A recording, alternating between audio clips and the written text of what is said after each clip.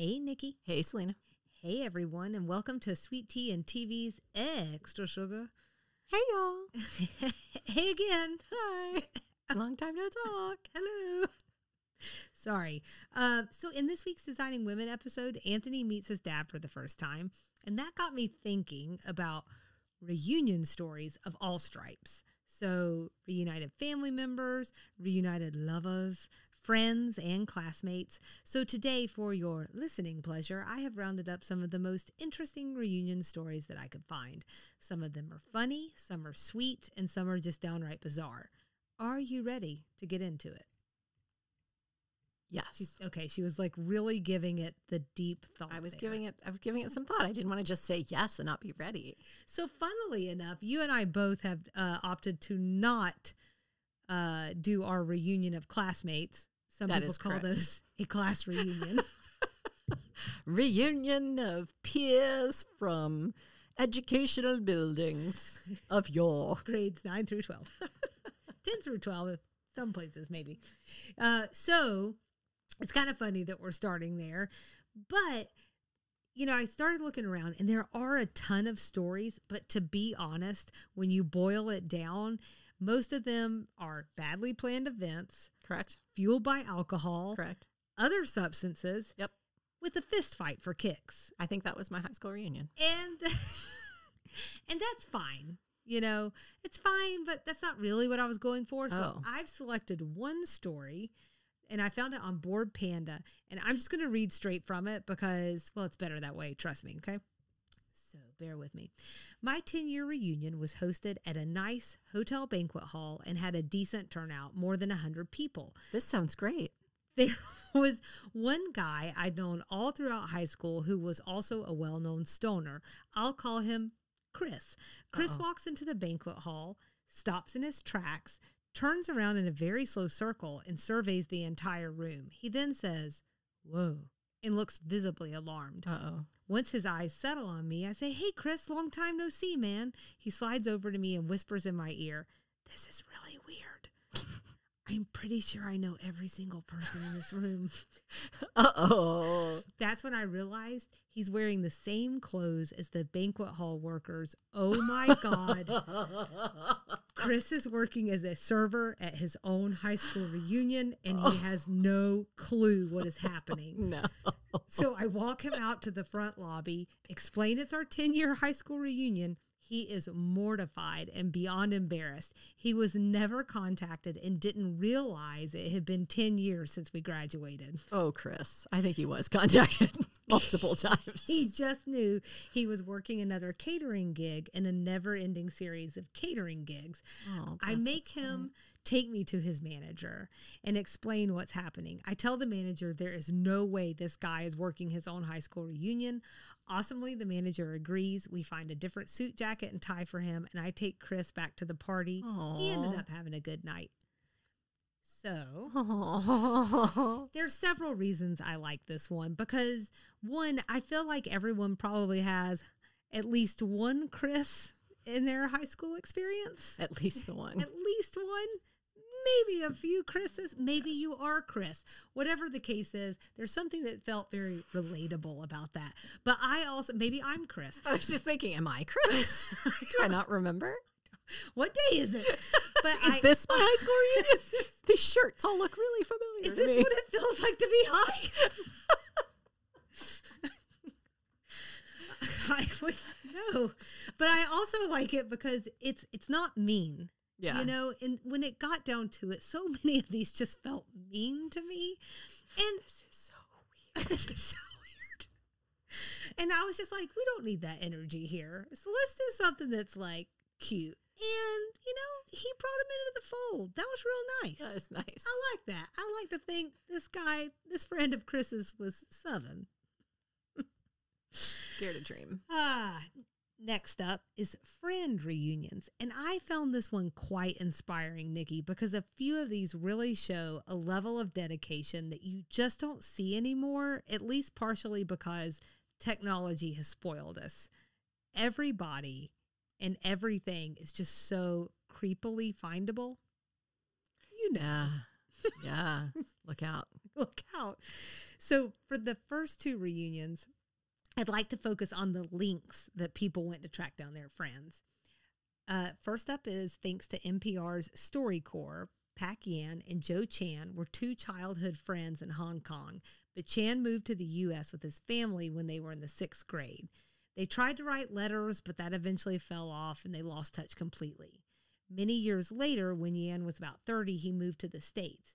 He wasn't sure how to find Chan, but one day, and I gather some time has passed just based on you'll see in the ages, he decided to plug his name into Yahoo. Okay. There were 108 Joe Chans. He called all of them. Oh, bless him. And he found them. How many did he have to call to get there? Do you know? I didn't. It didn't say. I'm like, I didn't ask. He got to number, how do you say, 107? I would have asked. But that's the thing with StoryCorps. I think they just call and leave like their voice recording, and so no one gets to ask the question. He left out some important details. I had the same thought. I know. What if he called like one? Yeah, right. Anyway, I like to think he called like at least there 20. were 108, and he called 2. Right.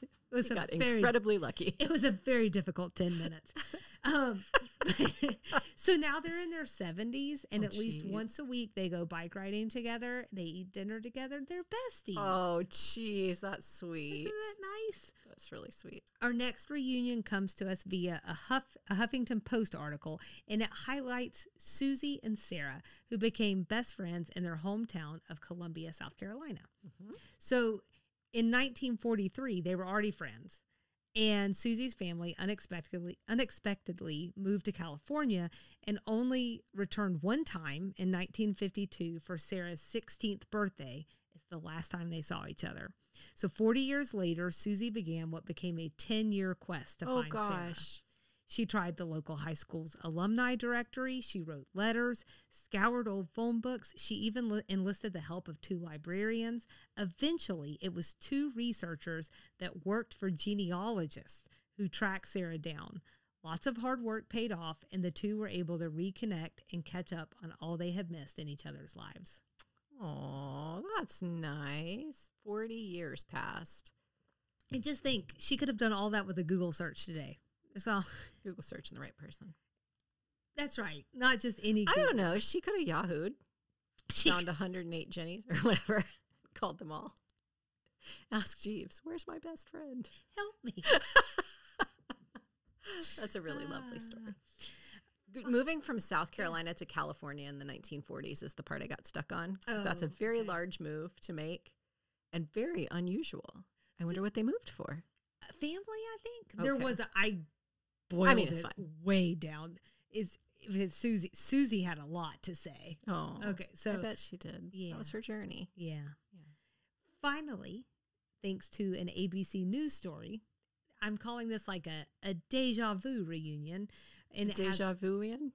I tried that, but I was stumbling real hard, and I didn't want you to have to hear me apologize for it for a long time or edit around it. And by that, I mean apologize for it for a long time. And then everyone else hear it too. So this is better. Anyways, this has multi-generational besties. So 2 young women, Nizma and Roya, met their freshman year at Berkeley. And they became fast friends. In fact, they decided to live together their sophomore year. But there's a twist. Ooh. See, it turns out they'd already met before years ago. In another life. Now that would be a story. In a parallel universe. Hold on to that. On another planet. Hold all those thoughts, E.T. Holding. So they've met years before when they were just babies. Because their moms were best friends and had lost touch 16 years prior. Oh, it makes my chilly willies. Their moms had also gone to college together and had even been pregnant with the 2 at the same time. So in the story, they have pictures there of them in strollers rolled up next to each other. And then years later as like roommates togetger. But so their children's friendship brought them back together all those years later. Isn't that nice? I'm not going to cry. I'm not even moved by that. Not even a tad. I don't even want to hear about that friend reunion.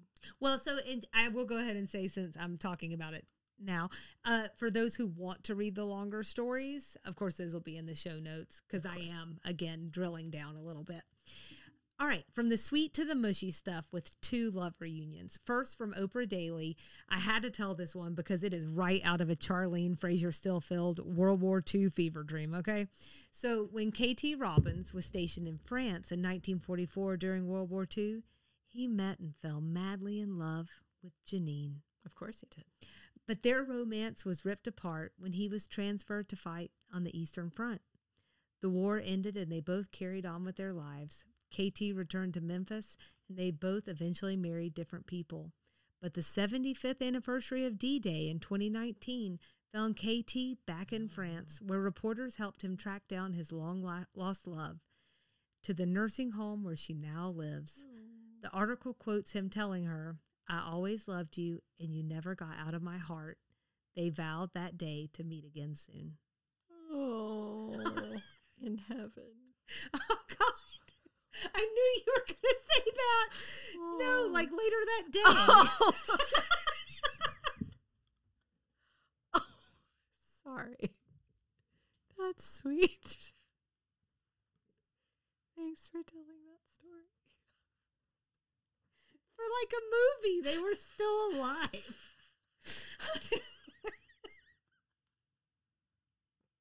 All right, you're going to have to edit around me laughing like my grandma.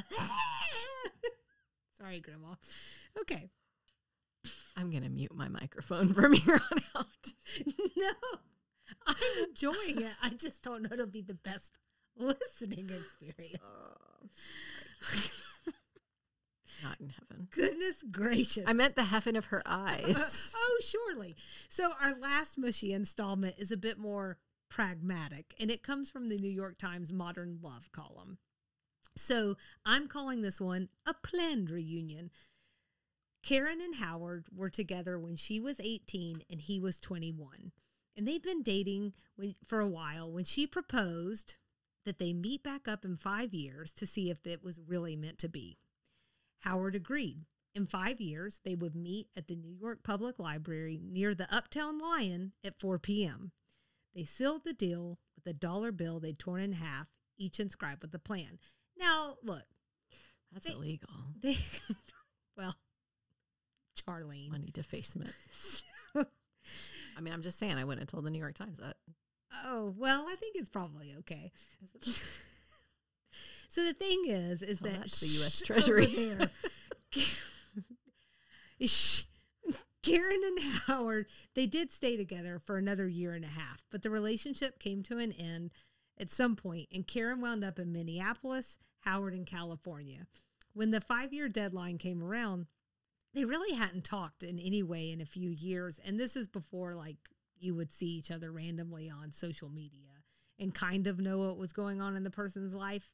So despite protests from her mother, Karen went to meet Howard at that 5-year mark anyway, and Howard also showed up just as planned. Conversations turned into a cross-country trip, which turned into living together for a few years. Eventually, they returned back east to New York, where the two married. Now, the rest I'm going to read directly from the article because it's better than anything I can recap. Also, I think it gets at the heart of this selection. And the background of this part is a lot of people will try and tell her, like, this is an epic romance and you were always meant to be. So this is starting out as her reaction to that telling of their story together. She says, "No, that was the whole point of the agreement. We didn't always know. Even after the meeting, it took a while for us to move in together. When we moved to New York, we agreed we would have to see things, how things worked out with jobs before making any promises. What is true is how the story has helped sustain our relationship through times of trouble. I would have hated to end the story with, unfortunately, it didn't work out. With a story like that, of course, we had to stay together. A romantic past, we've discovered, can help you keep belted in place until you find equilibrium. Still, I insisted the story was about foresight and prudence, not romance. I only shared the story with people who wouldn't think I was trying to live my life like a movie, who would know the story was about being smart in love, not starry-eyed. For years, I ended the story with, I thought I was just being practical and giving us a second chance. It turned out to be a good plan. Well, the plan may have been practical, a friend said recently, but the fact that you both showed up, there's the romance. And he was right. It was our complete faith in the other person, despite others' cautions, that defined the romance. We showed up for each other. We now have been married for 35 years. Howard still shows up for me, and I still show up for him. The torn dollar bill is in a frame on his dresser. Anyways, so that's the pragmatic love story. How romantic. I love it. I cried earlier when I was reading it again. So that one gave me a lot of, I'm going to have to process that one for a little while. That left me with something. Well, luckily, you can read the full thing in the show notes. So when it comes to family reunions, I read a lot of heartwarming tales. But here's the thing. We're not going to do that because we got to talk about the Jim twins. Do you know about the Jim twins? Okay. So according to MyHeritage blog, these two identical twins were separated at birth and met when they were 39 in 1979. Different towns, different families, no idea the other existed. They were both named Jim. Now, that's not that big of a deal because that's a pretty common name, especially then. But here's where it gets interesting. Their childhoods were very similar. Both had dogs named Toy, both dealt with migraines, and both bit their nails. Each had married a woman named Linda. Each divorced a woman named Linda. Both remarried someone named Betty. And they both named their sons James Allen. They liked the same things: vacationing in Florida, drinking Miller Lite, smoking Salems, and watching stock car racing. Now, I would argue that just sounds really Southern. I was going to say, that sounds like me. But both disliked basketball, and they had the same hobbies. And it's a pretty specific hobby: building doll furniture in their basement. That's not specific. We all do that. I'm doing it right now. They both even had similar backyards with circular white benches around their trees. They died on the same day from the same illness. They never lived together. So we'll link to more information for those who are interested. There's also a book by Nancy Siegel called Entwined Lives, and that includes the twins as a case study in that Did book. they meet at some point? They did. Oh, okay. They met when they were 39. Okay. Yeah. You're like, they're not even related. So that would be weird. They were just too. named Jim. Yeah. And I thought you were saying Gem, Gem, and you were like, that's not that unusual. And I was like, that's pretty unusual. What? Gem. Gem. Oh, sorry. I should have said Gem. Gem. Gem. Okay. Gem. Oh, Gem. It was also impossible to read about the Gem twins and not think about the 2018 documentary 3 Identical Strangers. Have you seen this? No. Okay. So I haven't seen what? You're like, I don't like pragmatic love. I don't know who these twins are. Please stop asking me about docs. Okay, well, 3 Identical Strangers was really popular, so there was a reason I was asking about that. Anyways, I haven't seen it either, but I've heard incredible things. I won't spoil it for those who haven't seen it and want to, but it is about 3 identical triplets who were all adopted by different families, and then they all met each other by chance in 1980 at age 19. There's like a bit of a mystery to their adoption, so I'll stop there. But certainly I will tell you this: it rivals the Jams. The Jams. So I'm about to wrap on this one, but I probably should have asked this at the beginning. Nikki, do you have any reunion stories in your back pocket? No. Yeah, I got a reunion story for you. My love is romantic. What if I was like, yeah, I made a promise with a man at 12 years old that when we were 38, if we weren't married or if we were, so we're meeting in New York later this year. I had a story like that for you. That would be great. I don't. It would not be good for Kyle. He'd be fine. He'd be fine. He'd be okay. Yeah, no, I got no good reunion stories. I don't either. I was afraid of being. I wanted one. What was the guy's name? Matt? At the very beginning, Sean? The stoner guy? Oh, Chris? I was afraid of being Chris at the high school is it reunion. Chris? I don't know. This is so weird. I thought you were going to say I was afraid I was a Jim twin.